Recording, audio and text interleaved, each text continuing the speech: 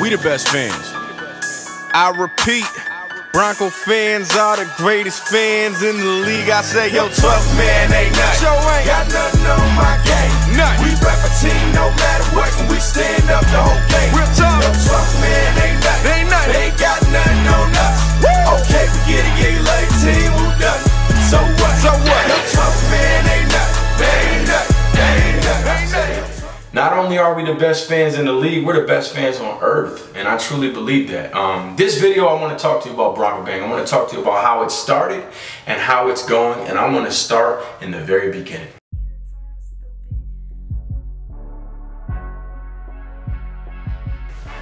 So back in 2013, that's when Bronco Gang was established. That's why it says it on the flags. That's when it became official. That's when the website went live and people could sign up and join Bronco Gang and go to the member map and see where other members are and message them and say, hey, I want to meet up and watch the game. Let's go here. It's in between both of us. That's when Bronco Gang became official. But the idea for Bronco Gang, the idea came back in like 2011, the spark. I was on Twitter and I was looking for Bronco fans to follow. I just got on Twitter. And I started noticing people hashtag Bronco Gang in their bios. And as soon as I saw it, I was like, that sounds dope. Bronco Gang? So anyway, I was like, I'm gonna make a song called Bronco Gang for my upcoming album, Mile High Music. I made the song and I showed it to my videographer, who was Kevon Jones, incredible mind. And he comes up with this treatment for the video. He's like, gotta do a video to this, I got an idea.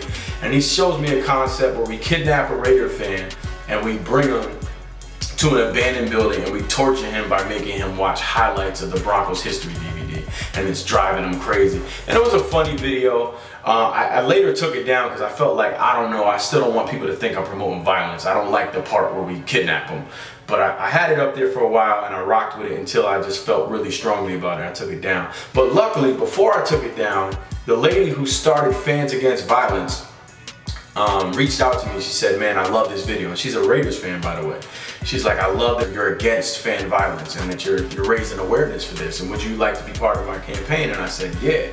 But yeah, after I made that video, I just kept thinking, like, I should make this a real thing. What if we could be more organized, and what if we could have principles we stand on, like no violence? Then I was like, I don't want it to just be any old fan. I want the real fans. I don't want fair weathers. I don't want bandwagons. Fast forward, I designed a flag and I launched a website, and I said, hey, let's have a place where you can go see where other members are near you, and you don't have to be alone in the bar at games, and you don't have to go to road games and be by yourself. You can be down with something bigger than you. So that's how Bronco Gang started.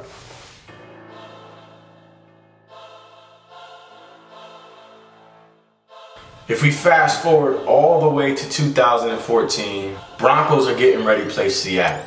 And I remember when that Super Bowl happened, one of the things that made me madder than anything else was how the media was praising the 12s. They're like, yo, I think Peyton Manning and the Broncos were so overwhelmed because of how well the 12s traveled, and there was so much noise, and that's why they threw it over their head, and they gave them so much credit, like they were these incredible fans, and they were acting like Bronco fans ain't them dudes. So I made this song called 12 Man. I was like, your 12 man ain't nothing. Got nothing on my gang. We rep a team no matter what. We stand up the whole game. And I remember when I made that video, so many people started joining Bronco Gang. It was crazy. It's like we doubled in membership over the weekend. And I had this email list at the time. I was like, man, I got access to Bronco fans. I'm about to try to do a hostile takeover in Seattle and tell Bronco fans, let's go show up to that game and let's rep for real.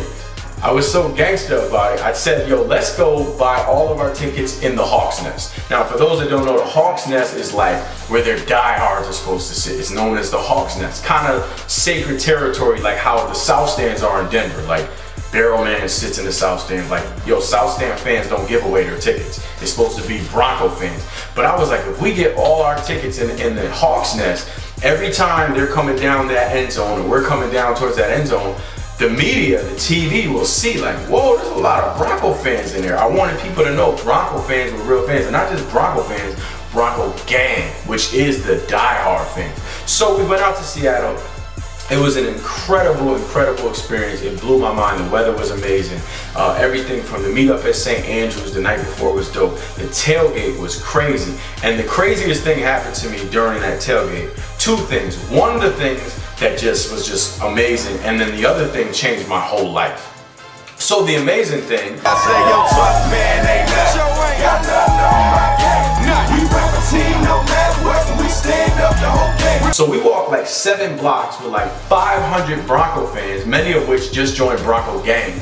And we're singing, your 12 man ain't nothing, got nothing on my game. And people are like, what the hell? They're taking over our city. Bronco fans are out here, which was mission accomplished for us. It was crazy. It was such a moment. If you were there, you're like, you will never forget that moment. It was incredible. But the most amazing thing about that trip wasn't even that moment.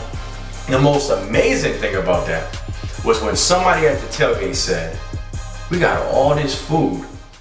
We should bring it to the homeless shelter down the street.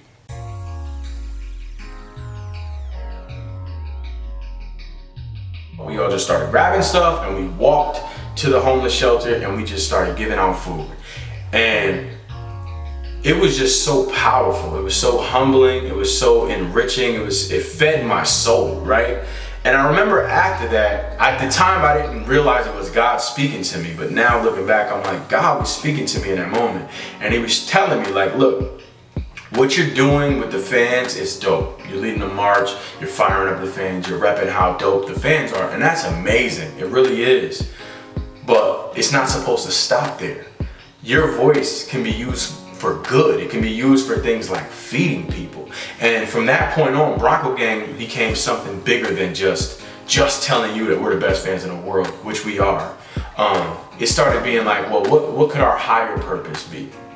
And we started to really have a mission without it ever being official. It was like, yo, Bronco Gang became intentional about doing those kind of things. Since then, we've done sack hunger events, which is a phrase I think coined by Colton when he did an event in San Diego where we fed homeless people. We've done that in Denver. We've gone to the rescue mission. We've gone downtown and just fed homeless people. We've gone and visited hospitals. We went to Kansas City and I performed for homeless people and we cooked on the grill and fed them. It's always been something we wanted to do. So fast forward, the COVID season happened.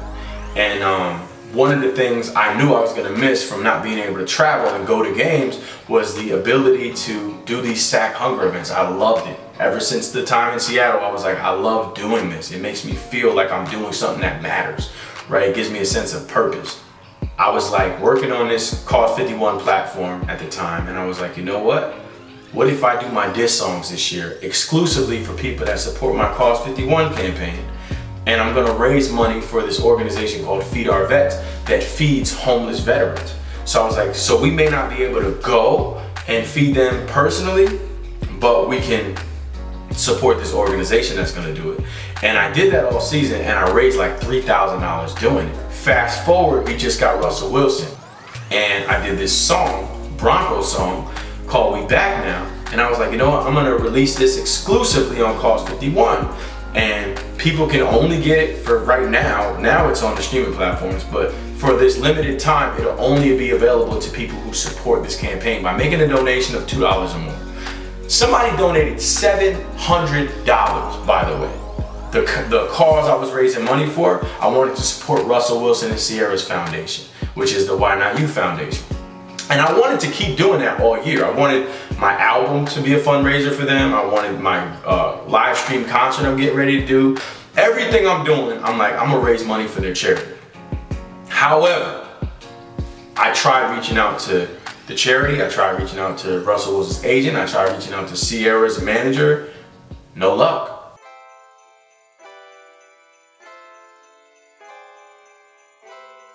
The idea I was pitching to them was like, hey, I want to raise a bunch of money this season, all the way up until about right around Christmas time. And I want to use all the money to buy Christmas gifts for kids in Denver, at the Boys and Girls Clubs in Denver or churches in Denver.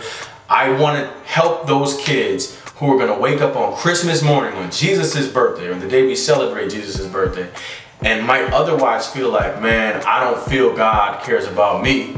I don't have any Christmas presents. I wanted to prevent that from happening. I wanted some kids to go, wow, God really does care about people, because at the end of the day, Cause 51 is built on the premise of a Jesus quote where he said, "It is more blessed to give than to receive." That's the whole concept of Cause 51. So I wanted to raise money to do a toy drive, to buy gifts for kids and give them out to kids in Denver. So I kept reaching out to them. I was trying to get Sierra on the song Let's Ride. I reached out to her manager a million times. I reached out to their organizations. I've tried everything to get in touch with them, and I understand they're super busy people. They're important. So they don't need to get back to little old me. They're not moved by the $1,000 or whatever that we raised for them. And that's cool. I'm glad their organization is doing well. But instead of being discouraged or bitter or angry or disappointed that I can't do this toy drive because I haven't gotten them to be on board with it, I was like, you know what? I've been wanting to start this thing called BG Mission.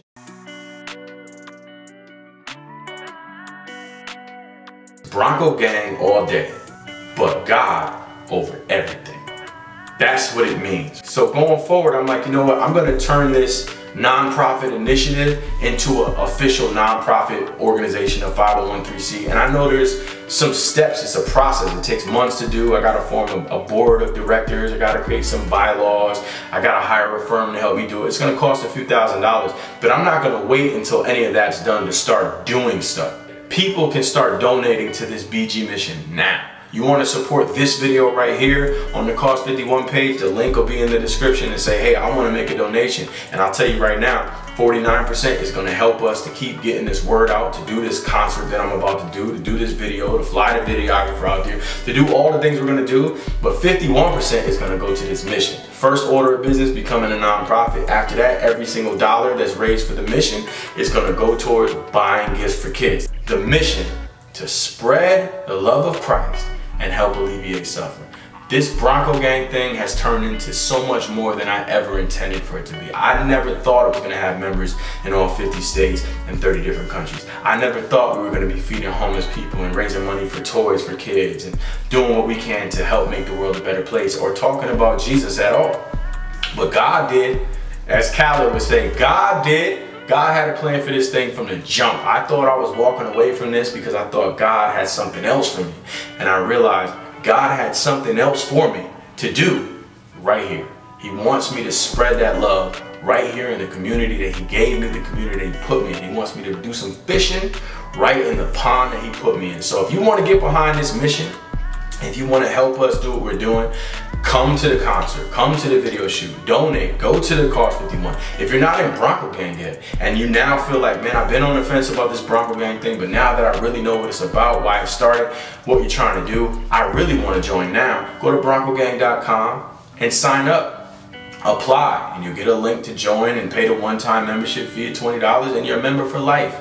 And you're part of this incredible group of people that are more than just fans. Not only are we the best fans, we're the greatest fans in the world because we don't stop at just being fans. I don't care about the 12s. I don't care about the Steeler fans and how well they travel. Bronco Gang is the greatest group of fans on earth. Peace.